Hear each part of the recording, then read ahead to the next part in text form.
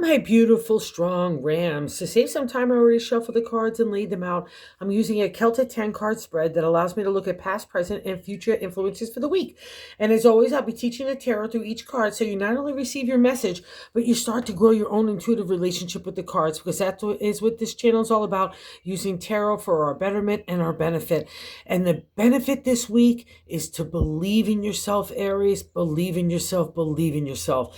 If it's anywhere from love, work, your own health, your own attitude and perspective, and the outside point of view that you want to project to the world, everything is on the table for you to take a change and move things in a new direction. There's a lot of things going on here that just suggest that you're the one that's kind of blocking it with the way that you're thinking. And it's a really just kind of a mental adjustment. That's all you need to kind of see the outlook that's really so positive for you. And I don't want you to undermine yourself at all, because some of these cards are like a reflection of other people's past voices or experiences that left you maybe disheartened and hurt. And that doesn't come into play right now. It doesn't need to. Let me put it that way. Okay, let's just start off why I'm saying it, because we got a lot of funky magunky stuff here going on. So let's just get into it. In that first card placement, the general gist of the overall reading, the significator placement, is a Three of Pentacles. So this is a celebratory state in the material world. It's a celebratory state for you. You need to pat yourself on the back and how far you've come, whether it's, a lot of people just stick it with work and health and the outside world. But after doing tarot for so long, I feel, especially for an Aries, it's touching everything. Your family, your relationships, your home, your career, the way that you're treating your body, which you rule, and your outside persona to the outside world. It's an acknowledgement and it's an accomplishment state from the outside world that says you've got it going on. That's what the Three of Pentacles is. See how they're giving them money, and it might even be more outlook, or more positive outlook, or more change in your pocket, more money in your pocketbook and wallet as well. That would be a reflection, because it's a good job that you've done to earn that platform to stand upon and say, wow, look at how far I've come. And this is where it gets interesting. So the second card placement is what's crossing that energy for you, fully enjoying it and realizing and acknowledging and respecting how far you've come, and acknowledging that platform that now you get to build anything upon. And the crossing card, which is in the conflict, which is not allowing this to fully manifest within you or even to the outside world. Like, let's say if you want to go for a promotion, or make a new move in a new way, wherever that is, again, in the area of the pentacles and the material, you're being hesitant because I don't know why you're telling yourself that you don't have enough heart, or there's not enough time for heart, or that maybe you're a little delusional that you can make your dreams come true. Whatever that case may be, the Knight of Cups is there for your favor. So let's turn them on his side to bring some enthusiasm, excitement, and emotional flow, and kind of energy in that dynamic that we all need, especially if you're pitching ideas or pitching yourself. You need to have an open heart. You need to be loving, vulnerable, giving, receiving, right? And the Knight of Cups wants to be all those things. He wants to take you in a new direction. But because it's the crossing card, I just wonder what you're telling yourself you can't do with your heart. And that's just crazy magazy, okay, Aries? So let's reflect on that this week, because that's the key to unlock moving forward, all right? Because I'll also say this. So let's make you same progress.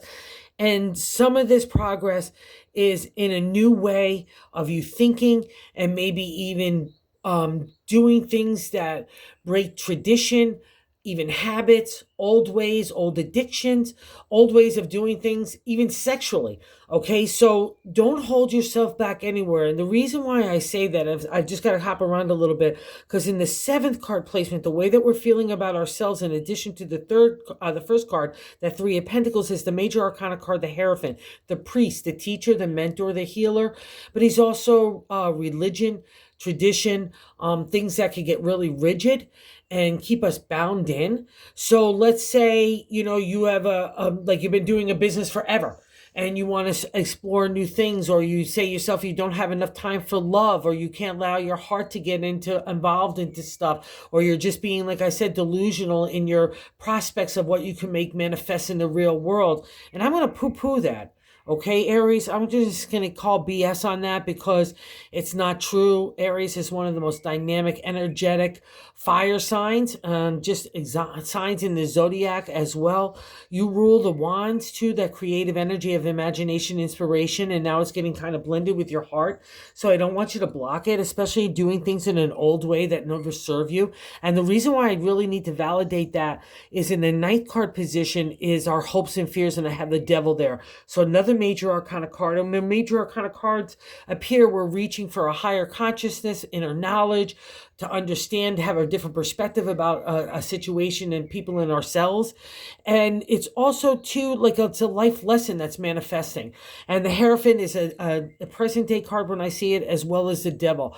And the devil is a funky magunky. You know, it's all those things that's sticking into religion, habits, rigid thinking, bad places, even people and relationships that hold us back, dead-end jobs could all fall under that domain. And it's where we're bound in. But the ironic part about the devil is we're meant to get free from the chains that we perceive are around us. We're holding ourselves back by our own thinking, or our own stagnation, our own being in a rut. And the new cups is coming along saying, let's take a ride somewhere. And you're just poo-pooing it everywhere. Okay, so let's not get into that. Let's just break these chains. That's the exalted state that we need to achieve. It's really kind of the non-exalted state. The exalted state is like being bound in and recognizing those chains on us, recognizing those situations and people that box us in, that where we don't have that freedom to explore our heart or our spirit. So wherever that falls for you, don't be afraid of it. The devil's there to remind you that you are free, that you have all the power and authority for yourselves. And I'll tell you something else. You shouldn't be afraid of the devil because he's got horns just like the ram. He's got cloven hooves just like the ram. So when this appears too, it's we're overcoming those animal primal instincts. They all get stirred up too, including in past stuff, even childhood stuff could be bubbling up, where we might even feel ashamed or embarrassed. No, it's not about judgment. It's about reflection and dealing with it, not being fearful, but digging deeper into how is that affecting you now, your psyche, your heart, your spirit. That's where the freedom comes, when we kind of shine a light on those things that hold us back, wherever we feel those chains are around us. Okay, so really dig deep in that this week. Okay, it might seem like a small week on the calendar, but a big week for enlightenment. And God wants to help you push it along, not only with the night. So let's flip it on its side to know that we have all the potential, especially for an Aries. When you combine your heart with your intellect in making something materialize in the real world, holy macaroni, that's when magic happens. And you know it too. All right. And God's saying that too as well. Because in the third card placement, the top of the matter in the 10 card spread, but I like to say God's direction for the week. We've got the dynamic energy of the Two of Wands. Again, fire signs, wands are our creative energy. That's imagination, inspiration, ready to be combined, getting some firm footing and taking it in a new direction. So wherever your creative energy is stirring, along with your heart, you can make anything materialize. This is what those three cards mean. And what's so interesting, so we just visited with the Hierophant there in that seventh card, the way we're feeling about ourselves. And also say this, like in the divine order of the Hierophant, in the exalted state, he's being of service.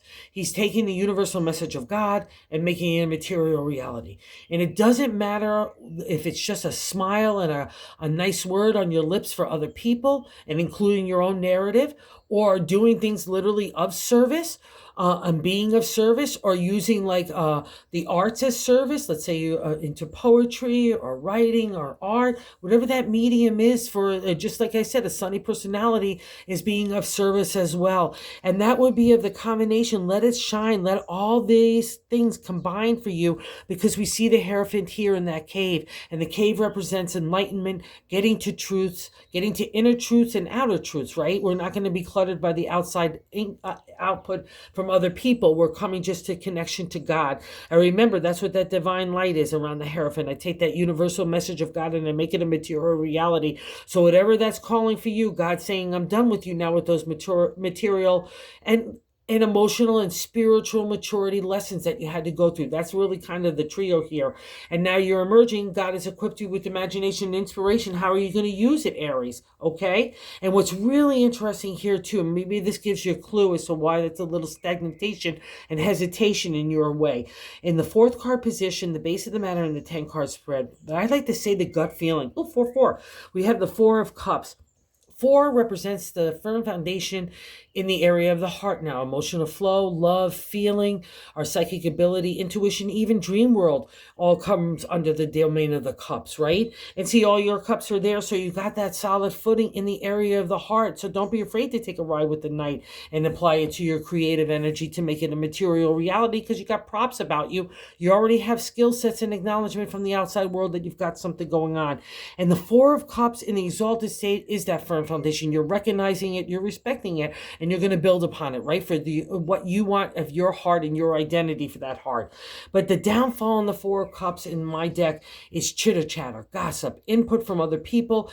Maybe they mean well, but they want to say, oh, you should do this way, or you should do that way, or you're this too much of this, or you're too much of that, and not enough of this and that, right? It's all about getting to challenge you to understand yourself and your heart. It's easy to understand what you want out of life, but it's sometimes hard to understand what you don't want unless you come up against those people and situations that really make you take pause and reflect of like, ooh, I don't like that characteristic, or I don't want to be like that myself. You know, whatever that reflection is, that's the Four of Cups. So don't let that negative narrative or dialogue get to your head or your heart if you're doing that in any way, shape, or form, especially from other people, because this is about what you want to do for yourself, okay? And that's where the real key is here.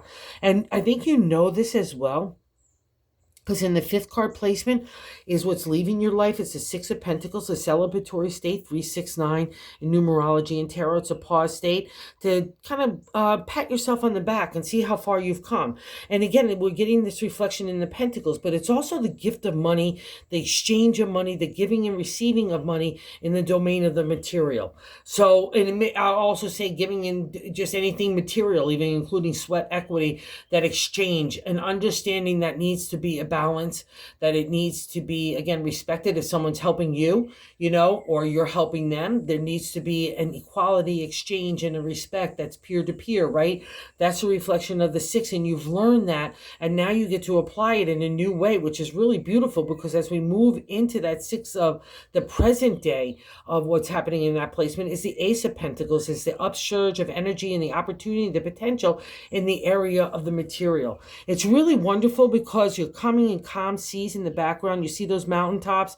You've overcome the trials and tribulations to get a new perspective out of light. And then you're walking into that lush landscape, and now you've entered that domain of emotional flow again. And now you're combining your spirit, your intuition with your intellect and your logic to make something materialize in the real world. He's got that big coin of abundance. He's surrounded by rich landscape. It's another reflection of that abundancy, that you could take anything and make it materialize, including money. And you know this as well, Aries. You just have a little extra luck in this area, so believe it as well. Wherever you want to start something new, don't be afraid to kick it off. It's being combined with spirit now, and especially heart. Don't let anybody else trip you up, all right? Especially if you feel like you're locked in. Like I said, any way, shape, or form in that 7 or the 9th card, we can't be afraid of that. We need to break free. We're breaking free of rigidness and things, again, that box us in, because we know a truth about ourselves that we have to express, whether it's through vocalness or actions and attitude and approach, but that's not going to change within you, and it needs to, you need to give it the space to emerge, right? Okay, because it's you. So this is really groovy, and I'll validate it as well that oh wow, we got 3 cards of major arcana sitting in a row there. Wow, that's pretty important. So we got the priest here, and now we go into the move of how other people view us. Is the judgment card. It's not judgment at all. It's karma. If people look at you as getting good karma, it's resurrection, a rebirth, a renewed life. Again, with the black and white stairs, it's that reflection of combining the white, the divine order, the intellect, right? What makes us human in that way, along with the shadowland, again, another aspect of the spirit, and the divine order in the black, that mystery of blending intuition with our intelligence. We come to firm decisions decision making, but that decision making in the universal sense has been made about you. And other people look at you as someone that's getting good karma. And I'll also say this, just because it's sitting next under the devil in that ninth card, which is a major arcana card. Again, we're having a life lesson when we see these things, a perspective that we need to open up to. And the judgment card is not about judgment. So anywhere that you're feeling even devilish or devilish to other people, it's revenge and really pointed point of view can really get expressed here in the non-exalted state. So we can't let that happen.